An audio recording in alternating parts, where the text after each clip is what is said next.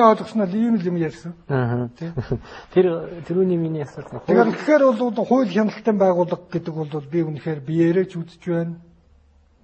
Одоо энэ нийгмийн нэг эд ис учраас би үнэхээр өнөөдөр шудраг хэлмээр байна. Үнэхээр Монголын хууль хяналттай байгууллага энэ 40-оос дээш насныхны одоо балиар заван бие биенийхээ барьцаалдаг авилга хэл хахуул авчиж. Өнөөдөр гэр бүлээрээ бизнес хийж байна. Ээж нь нэг дүүргийн шүүгч, нөхөр нь нэг дүүрэгт прокурор, тэгэнгүүт хүү нэг цагдаагийн газар мөрдөн байцаагч, охин нь өмгөөлөгч, эсвэл бэр нь өмгөөлөгч. Бүгдээрээ ингэж хамтарч ажиллаж штт. Бие биендээ тэр хэрэгнүүдийг дамжуулаад. Тэ?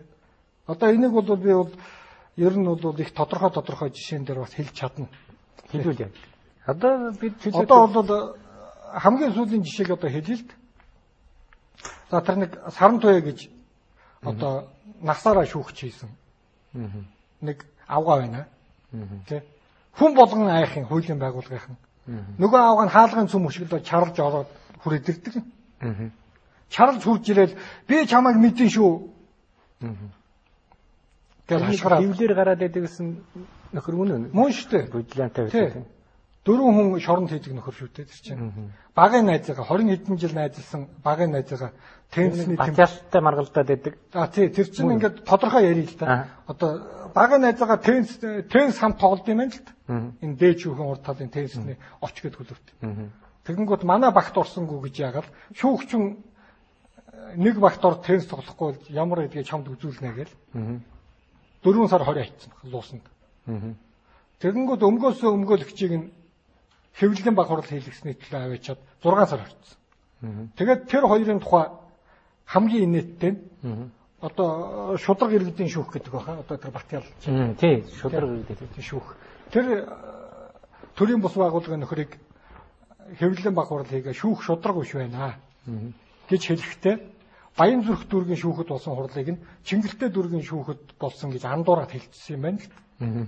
Эсвэл сурвалжлагч нэг охин андуураад сонин дээр бичсэн юм уу. Тэгэнгүүт аваачаад чи дүүргийн шүүхийн нэрийг худлаа хэллээ гэд 4 сар ял өгч байгаа. Зөвхөн Баян зүрх дүүргийн шүүх гэдгийг Чингэлтэй дүүргийн шүүх гэж хэлснийхээ төлөө хүн 4 сар энэ ардчилсан нийгэм чинь шоронд хоригдож шээ. Тэгэнгүүт наттай тэрсэлцсэн хүмүүс шоронд хоригддаг юм а хогчин шүүгээд тэр насаараа шүүгчээс авгаа хашгираад өнөөдөр Улаанбаатарын гудамжаар явж л байгаа байхгүй. Тэ. Тэгэнгүүт одоо эндээс юу харагдаж байна гэхээр бол одоо Монголын энэ 40-оос дээш насныхны шүүх засаглал одоо тэр дээд шүүхийн шүүгч Батлэгэр улсын ерөнхий прокурор Алтан хуйг. Энэ улсууд чинь одоо бүгдээрээ ингэ хоорондоо юутай болцсон. Ингээд ийм ойр мап цус ойртолт юм уу мап. Тэгээ Улаанбаатар хот чинь жижиг гэх шүү дээ.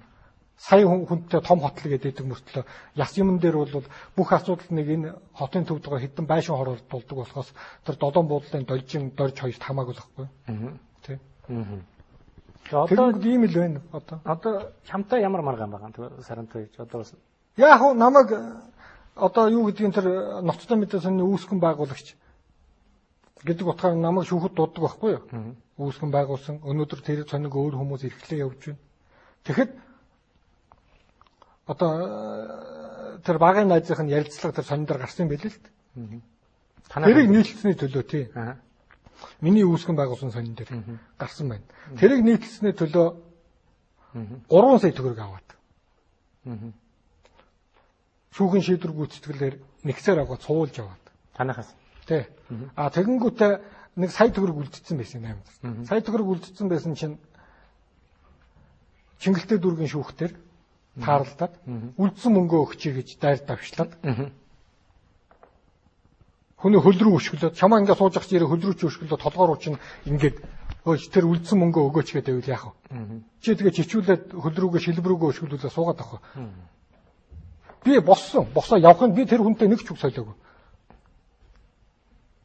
Шууд босоод би түлхэж замаасаа зайлуулаад буугаа явцсан. Надтай шүүхийн цагтаа зөрөөд дэшээ 2 давхарлуу гарсан. Эмэгтэй хүн орилж чарлаад байгаа. Би ганц ч үг солиогүй. Тэр чигээрээ би гараад яваад гэсэн. Тэгсэн чинь гүйж очиод эрүү үсгүүлсэн байдаг байхгүй юу? Зодсон. Хөнгөн гэмтэл учруулсан. Тэгээ шүүх хурал дээр их сонин ойлгомжгүй юм ярьж байгаа ба. Юу гэхээр нүд нь ингээд хөхрөөд хавдсан байсан гинэ. Хөхрөө хавдсан байсан чинь шанаа нь бас ингээд чамархан хүрэнтээд бас хавдсан байсан. Тэгсэн чинь тэр шүүх хуралд оролцож байсан иргэдийн төлөөлөгч гэдэг нэг өвөө эмээнэр байдаг шүү дээ. Тэр хүмүүс асууж байгаа байхгүй юу? За хүү минь ээ. Чамайг энэ гасан сүх гэж хүн хэдэн удаа цогсон юм бэ? Чи нэг удаа цогсон. Тэгсэн чинь тэгвэл нэг удаа цогхоор ер нь амьдрал практикд байж болохгүй юм байна. Хүний шанаа нүд хоёрын хооронд хичнээн зай байдаг үлээ. Чиний нүд чинь хөхөрсөн гэдэг юм. Шанаа нь хүрэнтэж хавдсан гэдэг юм.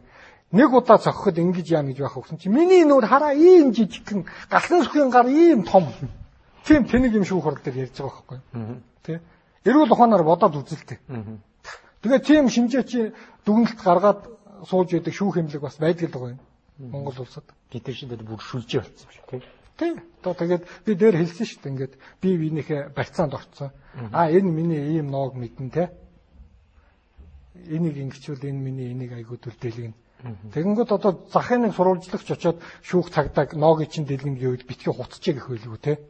Тэгэнгүүт бүхэл бүтэн 20 30 жил шүүх чийдсэн хүн очиод би ноог чинь дэлгэн шүүхээр бас айдгил юм байна л да.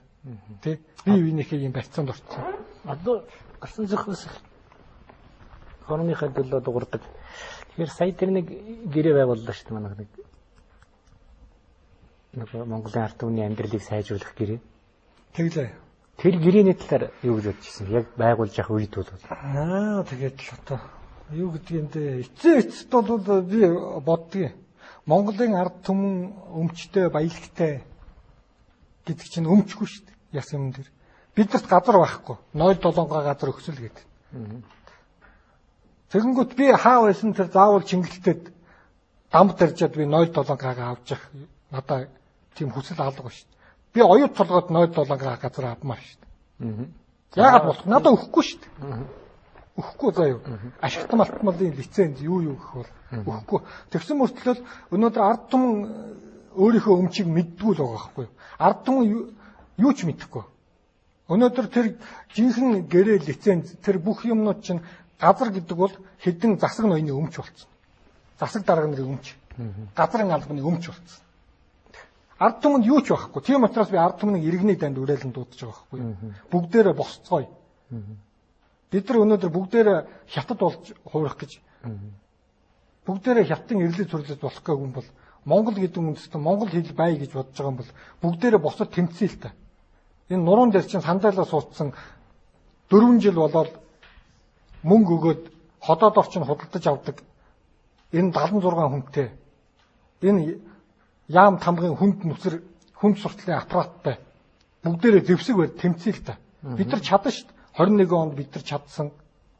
Тэрнээс өмнө бид нар чаддаг л байсан. Өнөөдөр бол буугүй айл гэж байхгүй баг. Ямар ч байсан дуугардаггүй зөвшөөрөлтөө буу энэ тэндгүй байгаа баг гэж би бодож байна. Бүгдээрээ тэмцэх цаг болж өнөөдөр Монголын ард түмэн үнэхээр ядуурч байна. Жил ирэх тусам бидэрт мэдрэгдэж шүү дээ. Энийг харсаар байж 70,000 төгрөгийн хууртаал 12 онд сая 500 өгчих бах та 2 сая 500 өгчих бах та гэж ингээд сууж ахаар өнөөдөр тэмцэх цаг болсон биз дээ. Одоо чамд шүүх цэцгэлэн эрхийг одоо өгөл тэгвэл чи хамгийн түрүүнд хэнийг шүүх вэ? Хамгийн түрүүнд би шүүх засаглалыг өөрийг нь шүүх. Шүүх засаглалыг өөрийг нь гаргаад бид нар хятадыг муулдаг. Гэхдээ хятад яаж сайхан цаазаар авч जैन те. За ийм меламинтэй сүү гаргалаа. Ийм хэрэгүүдийг нь бүгдийн сайхан зурагтаар олон нийтийн өмнө уншиж өгөөд яаж буудаж байгааг нь олон нийтээр зурагтаар үзүүлээд те. Ингэж авилгачдаг устгадаг байхгүй юу? Ингэж өөрсдий чинь цусыг сорж байгаа хуулзнуудыг тэр гадаадад өмч хөрөнгөтэй болсон улсуудыг ашигт малтмалын лиценз нэрээр аваад баяжж байгаа уурхайн эздүүдийг бүгдийн бүх ноонуудыг нь гаргаж ирээд дистралан буудаж алах хэрэгтэй. Санаачлагч Толь сонин 2012 онд Дэлхийн сөнхүү оюуны олимп халт зэлтгэлийн уралдаан шагналын сан 1 сая төгрөг хамтран зохион байгуулагч UB Palace Донж төв үгэн дөвдөдгүй хүнийг саваагаар өгшөөдч нэмэргүй.